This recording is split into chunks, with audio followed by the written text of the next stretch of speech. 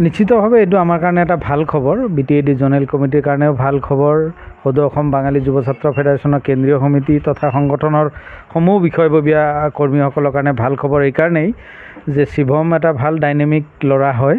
Dedicatedly সংগঠনৰ কাৰণে 13-14 বছৰ কাম কৰিছে, বিভিন্ন আঞ্চলিক ডিষ্ট্ৰিক্ট বিভিন্ন পৰ্যায়ত আছিলে আৰু কাম কৰাৰ যিটো প্ৰবল ইচ্ছা তাৰ মাজত আমি দেখিবলৈ পাইছোঁ। আৰু নিশ্চিতভাৱে শিৱম চক্ৰৱৰ্তীৰ নেতৃত্বত এটা ভাল সংগঠন BTCত হ'ব বুলি আমি আশাবাদী।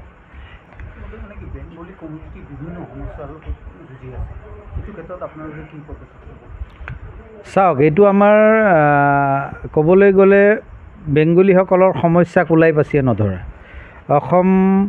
অসমত যিসকল বেংগলীয়ে জন্মগ্ৰহণ কৰিছে তেওঁলোকৰ জন্মগ্ৰহণ একেষাৰে যদি ক'বলৈ যাওঁ যে বিভিন্ন মানুহৰ তুলনাত বিভিন্ন জাতি জনগোষ্ঠীয়ে যিধৰণে নিজৰ ভাষাৰে কথা কয়, নিজৰ সংগঠন কৰে, নিজৰ সমস্ত সংস্কৃতি সাহিত্য জীয়াই ৰখাৰ পিছতো বৃহত্তৰ অসমীয়া জাতিৰ অবিচ্ছেদ্য অংগ হ'ব পাৰে, কিন্তু বাঙালীসকলে বাঙালী হৈ জন্মগ্ৰহণ কৰি নিজৰ কালচাৰ নিজৰ ভাষা কৈ নিজৰ সংগঠন কৰাৰ পিছত কিয় এলাগী হৈ থাকিব লগা হয় অসমৰ বুকুত?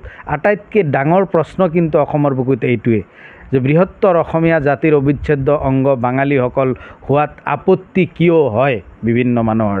এইটো কিন্তু আটাইতকৈ ডাঙৰ প্ৰশ্ন। তাৰপিছত আমাৰ ভোটাৰ সমস্যাবিলাক আছে আৰু নিশ্চিতভাৱে সেইকাৰণে ষড়যন্ত্ৰমূলকভাৱেই বাঙালীসকল প্ৰকৃত ভাৰতীয় নাগৰিক হোৱাৰ পিছতো ষড়যন্ত্ৰমূলকভাৱে আমাক ভোটাৰ সজাই থোৱা হয়। বিভিন্ন সময়ত কিছুমান সময়ত দেখা যায় যে এজন মানুহক সুপ্ৰিম কোৰ্টে ডিচিশ্যন দিছে তেওঁ ভাৰতীয় নাগৰিক বুলি, হাইকোৰ্টে ডিচিশ্যন দিছে তেওঁ ভাৰতীয় নাগৰিক বুলি, তাৰ পিছতো সেই একেজন ব্যক্তিৰ নামত আকৌ নোটিছ আহিছে। পুতেকে সীমান্তত পহৰা দি আছে, ভাৰতক ৰক্ষা কৰাৰ কাৰণে মাকৰ নামত নোটিছ আহিছে। কোনোবা ঘৰৰ আৰ্মি আছে, আৰ্মি ফেমিলিত নোটিছ আহিছে। মুক্তিযুঁজাৰুৰ ঘৰত নোটিছ আহিছে। ভাৰতক সেৱা আগবঢ়াইছে, অসমক সেৱা আগবঢ়াইছে, সেই মানুহৰ ঘৰত নোটিছ আহিছে। এইবিলাক চলি আছে। যিসকলৰ 51 চনৰ NRC আছে, 1940 চনৰ মেধি পাট্টা আছে মাটিত অসমৰ বুকুত। আপোনালোকে বহুত দিন আগত এটা ফেমিলি আছিলে, ৰমণী বিশ্বাস, যামিনী বিশ্বাস, কল্পনা বিশ্বাস, মৰিগাঁৱৰ এটা ফেমিলি। তেওঁলোকৰ ফেমিলি এতিয়া হয়তো ডিটেনশ্যন কেম্পত নাই, কিন্তু 1940 চনৰ মেধি পাট্টা থকাৰ পিছতো তেওঁলোকে 12-14 বছৰকৈ ডিটেনশ্যন কেম্পত থাকিবলগীয়া উদাহৰণ আমাৰ আছে ইয়াত। তেনেদৰে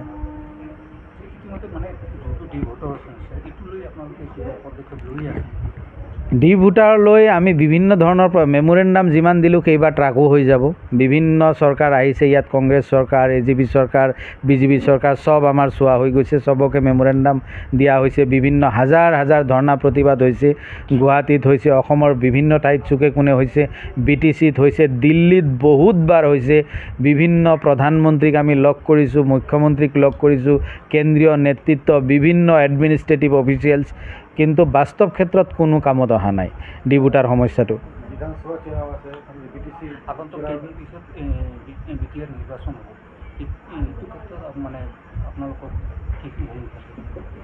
চাওক, প্ৰথম কথাটো হ'ল কি, ভোটাৰ সমস্যাৰ লগত সংগতি ৰাখি যদি আপুনি ক'ব বিচাৰে, আমি ভোটাৰ সমস্যা সমাধান কৰাৰ ক্ষেত্ৰততো কাউন্সিলৰ কোনো হেৰি নাথাকে। এইটো ৰাজ্য চৰকাৰ বা কেন্দ্ৰীয় চৰকাৰেহে ভোটাৰ সমস্যা সমাধান কৰিব পাৰে।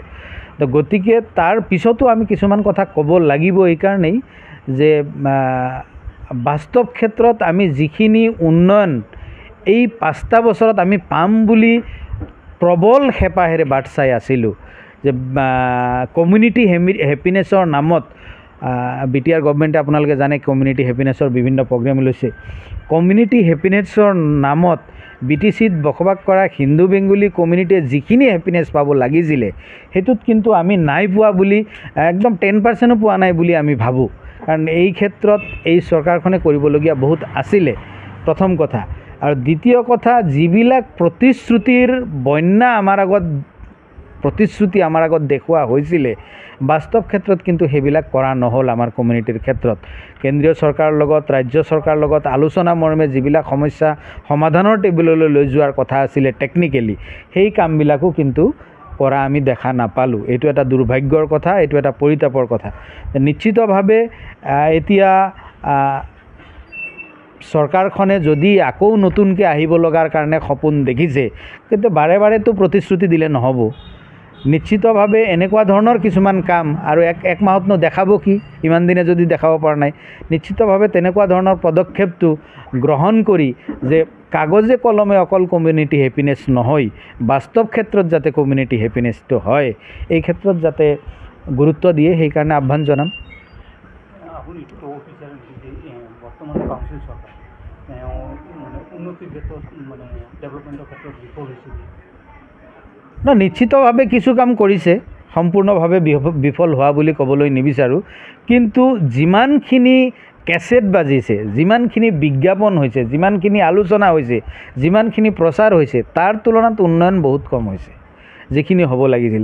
আজি আমি দেখা পাওঁ যে মাটিৰ মেদি পাট্টা বা নামজাৰিৰ কথা বিভিন্ন কথা কওঁ, বিভিন্ন ধৰণৰ বসুমতী 1, 2 কিবা কিবি, বসুমতী 1, 2 এইবিলাক যে আহি আছে, কিন্তু বাস্তৱ ক্ষেত্ৰত আমি কমিউনিটি ৱাইজ এটা ডাটা আগত ধৰি ৰাখিব পাৰোঁ যে ইমান পাইছে, কিন্তু টেকনিকেলছ কথা যদি চোৱা হয় যে হিন্দু বেংগলীসকলৰ এই সমস্যা মাটিৰ আছিল, PGR BGR লেণ্ডৰ কি হ'ল, সেই কথাখিনি যদি আমি দাঙি ধৰিব যাওঁ, তো সেইবিলাক প্ৰশ্নৰ কিন্তু আজি উত্তৰ নাথাকিব। যে কোনোবা ককায়েকৰ নামত মাটি আছিল, বাপেক নাই, নাতিয়েকৰ নামত মাটিটো সঁচাকৈ উঠিলনে, এই প্ৰশ্নবিলাক টেকনিকেল কথাবিলাক যদি কৰিব যোৱা যায়, তেতিয়াহ'লে দেখা যাব এইবিলাকত কিন্তু বাস্তৱ ফল আচলতে পোৱা হোৱা নাই। আৰু কিছুমান টেকনিকেল কথা ইয়াত ৰেজিষ্ট্ৰেশ্যনৰ ক্ষেত্ৰত বিভিন্ন লবি বাজি বা সম্পূৰ্ণ নিকা বা দুৰ্নীতিমুক্ত হিচাপত যিবিলাক কাম হ'ব লাগিছিল, সেইটোও কিন্তু হৈ থকা নাই অফিচিয়েলছ কামবিলাক। মোৰ কাৰণে বহুত গুৰুত্বপূৰ্ণ এটা দিন। মই বিগত 13 বছৰমান all BTR Bengali youth student ফেডাৰেশ্যনত মানে এজন মেম্বাৰ হিচাপে কাম কৰি আহিছোঁ। আজি তাৰমানে কিবা এটা কাৰণ হওক বা কিবা এটা হ'ব পাৰে, পাৰ্চনেলি এইটো হ'ব পাৰে, তাৰ কাৰণে মই আজি আমাৰ সংগঠনটো ছুইচ কৰিলোঁ। কাৰণ মই একচুৱেলি আগত all BTR Bengali youth student federation কৰিছিলোঁ, 13 বছৰমান কৰিছিলোঁ, 13 বছৰ সময় দিছিলোঁ। মই যিমান কৰিবলৈ পাৰিছোঁ মই চেষ্টা কৰিছোঁ কৰাৰ কাৰণে ৰাইজৰ কাৰণে। মই একচুৱেলি তাতে মই 8 বছৰ আঞ্চলিক প্ৰেচিডেণ্ট আছিলোঁ, পাব্লিচিটি ছেক্ৰেটাৰী আছিলোঁ, 1 বছৰমান মই তাতে মুখ্য উপদেষ্টা হিচাপে আছিলোঁ কোকৰাঝাৰৰ আঞ্চলিক কমিটিৰ।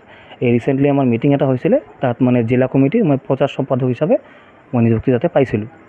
তো আজি আমাৰ এই all Assam Bengali youth student federation join কৰাৰ কাৰণটো হ'ল মোৰ আজি যিহেতু মই অল BTR ফেডাৰেশ্যনৰ পৰা মই ৰিজাইন কৰিছোঁ, মই যিহেতু 13 বছৰ জাতিৰ কাৰণে কাম কৰিলোঁ, মই এইটো ঘৰত বহি মানে মই এইটো সহ্য কৰিব নোৱাৰোঁ যে জাতিৰ কিবা যদি এটা অসুবিধা হয়, জাতিৰ কিবা যদি এটা প্ৰব্লেম হয়, মই যাতে মাতিব নোৱাৰোঁ, এইটো মানে কেতিয়াও মই নিবিচাৰোঁ। মই সদায় মোৰ জাতিৰ কাৰণে মোৰ তাৰমানে মন কান্ধে, মই জাতিৰ কাৰণে কিবা এটা কৰিবলৈ বিচাৰিছোঁ। মই ভাবোঁ যদি মই জাতিৰ কাৰণে মাতিব পাৰোঁ, মই নিজক ধন্য বুলি মনত ৰাখিম। তাৰ কাৰণে মই আজি all Assam Bengali youth student federation join কৰিলোঁ। আশা ৰাখিছোঁ বিগত দিনত মই যেনেকুৱা কাম কৰিছোঁ, ঈশ্বৰে যদি আশীৰ্বাদ কৰে, আমাৰ মা দেউতা, আমাৰ ডাঙৰ মানুহে যদি মোক ভালকৈ আৰু আশীৰ্বাদ কৰে, মই যিমানখিনি কাম আগত কৰিবলৈ সক্ষম হৈছিলোঁ তাতকৈ বেছি কৰাৰ কাৰণে মই চেষ্টা কৰিম।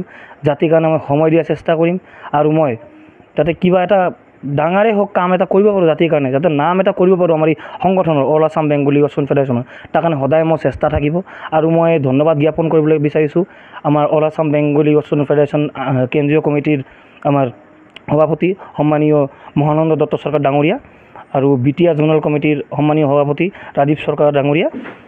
মই তেখেতসকলক ধন্যবাদ জ্ঞাপন কৰিবলৈ বিচাৰিছোঁ যে মোক এই সুযোগটো তেখেতসকলে আগবঢ়াই দিছে জাতিৰ হৈ কাম কৰাৰ কাৰণে, তেখেতসকলৰ এই সংগঠনত কাম কৰাৰ কাৰণে। তাৰ কাৰণে মই চিৰকৃতজ্ঞ। জয় হিন্দ, জয় অসম, জয় বাঙালী, জয়।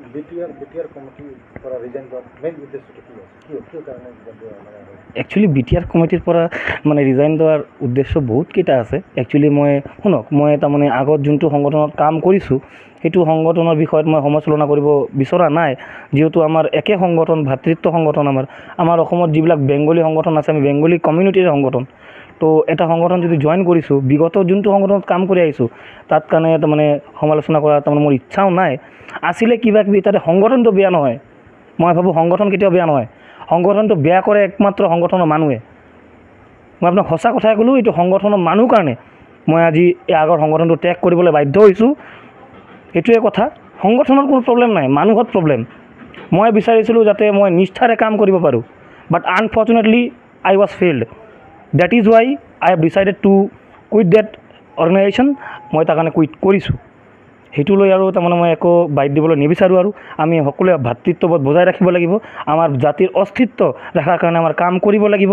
আৰু আমাৰ বাঙালীৰ যি সমস্যা, ফাৰ্ষ্টলি আমাৰ ডি ভোটাৰৰ, আধাৰ কাৰ্ডৰ, এইবিলাকৰ সমস্যা যাতে আমি মানুহৰ লগত একেলগত সন্মিলিত হৈ পেলাই যাতে কাম কৰিব পাৰোঁ, তাৰ কাৰণে মই সদায় চেষ্টা থাকিব। ধন্যবাদ।